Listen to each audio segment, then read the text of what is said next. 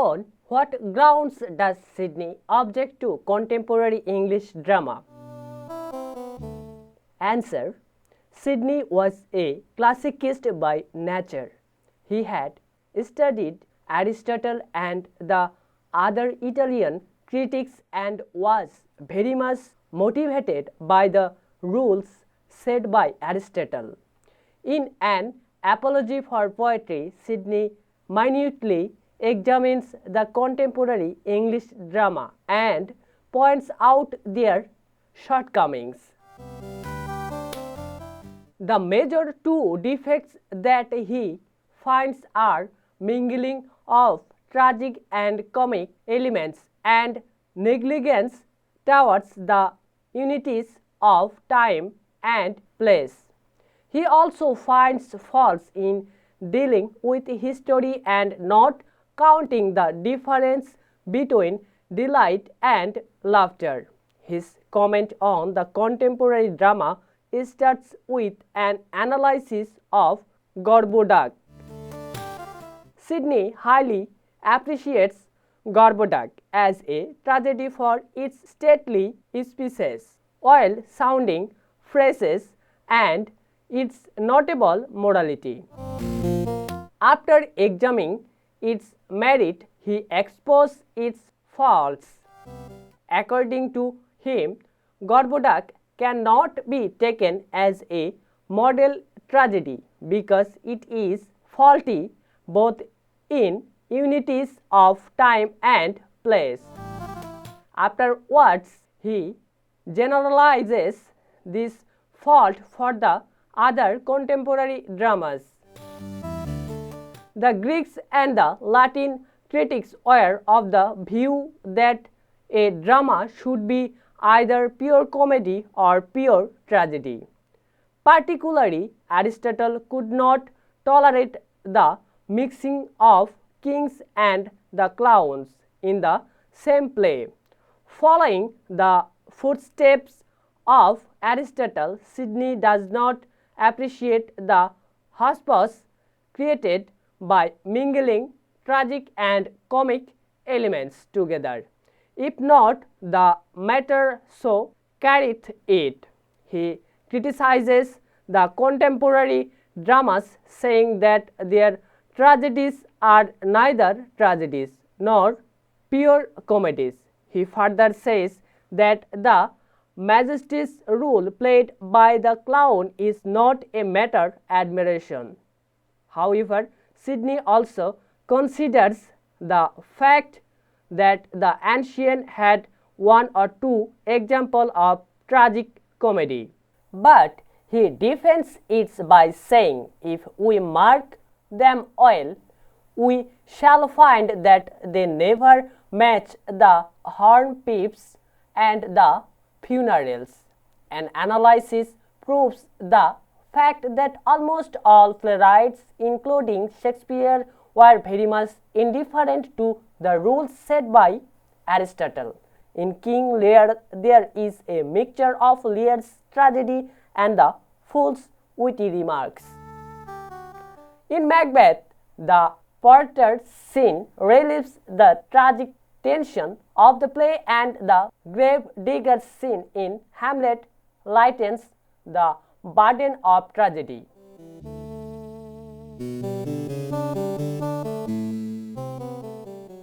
Sidney found that the drama of his day did not adhere to the principle of the unities of time, place, and action. He thought that it was the chief and serious defect of the drama. As we have already told that Sidney was an Aristotelian by thought, he knew it very well that Aristotle had recommended for a tragedy imitation of an action that is serious, complete, and of certain magnitude. The plot must have a beginning, a middle, and an end. Every incident should be pre-planned. The structural union of the parts should be such that if any one of them is displaced or removed, the whole would be disjoined. and disturbed. Besides this unity of action, Aristotle wanted the action of the play to be completed within a revolution of the sun. The Italian critics further inferred that the action of the play must take place at one place only. Sidney had deep respect to these unities and lamented the lack of these unities in contemporary drama. In order to show that the contemporary dramas are doing the wrong thing by disobeying the unities, Sidney puts forward his own logic in favor of these unities. He says that unities of place of time are necessary companions of all corporal actions. The stage should represent one place and the supposed time in it should be one day. Many things are there that should be told and represented rather than staged.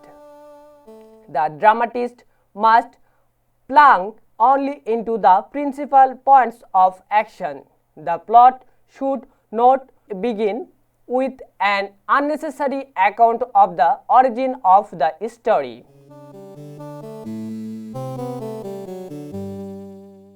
Sidney's third objection against contemporary dramas is targeted to the way they deal with history. He asserts that a tragedy is tied to the loss of poetry and not of history.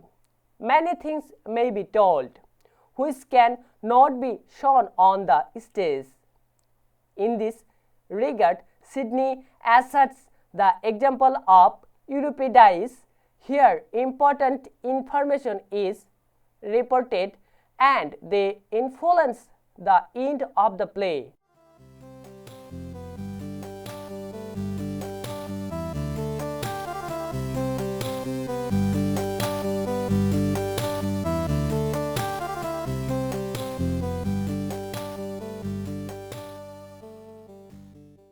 Moreover, they add dimensions to it. Sidney holds the firm belief that there must be a sharp difference between drama and history because art is the complete modification of life, whereas history is an exact composition of the past incidents.